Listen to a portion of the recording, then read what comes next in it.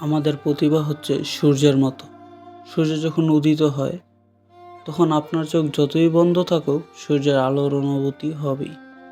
আমাদের মধ্যে যদি কোনো প্রতিভা লুকিয়ে থাকে, দেরিতে হলেও আপনি তার প্রকাশ বুঝতে পারবেন। পৃথিবীর প্রত্যেকটি ব্যক্তির নিজস্ব প্রতিভা বা গুণ আছে।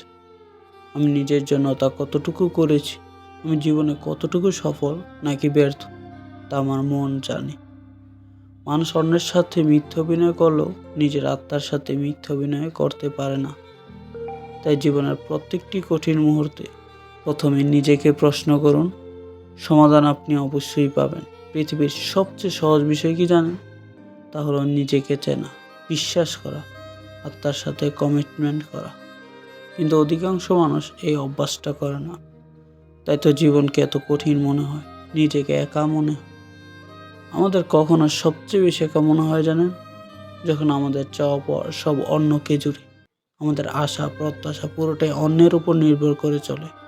যদি আমি নিজেকে প্রশ্ন করি, নিজের স্বার্থ ছাড়া আমি অপর কারোর জন্য আদৌ কিছু করেছি? না।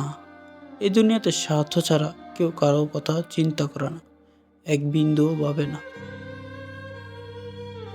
তাই কোনো কাজ সময় সাপেক্ষ হলেও নিজের জন্য কিছু করো। প্রতিভা হচ্ছে এক টুকরো মাটি, আর এক টুকরো মাটিকে আকার দেওয়ার দায়িত্ব তোমার।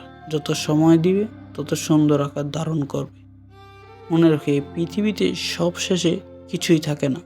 অফুরন্ত কথা, হাজারো প্রতিজ্ঞা, কাউকে না পাওয়ার আকাঙ্ক্ষা, সবকিছু সময়ের পৃষ্ঠতলে পড়ে যায়। কাউকে কষ্ট না দিয়ে যতটুকু সম্ভব জীবনকে উপভোগ করে যাও। সবশেষে বলতে চাই, জীবন হচ্ছে শিশির কণার মতো, কখন পাতা বেয়ে ছিটকে মাটিতে পড়ে যাবে খেয়াল থাকবে না।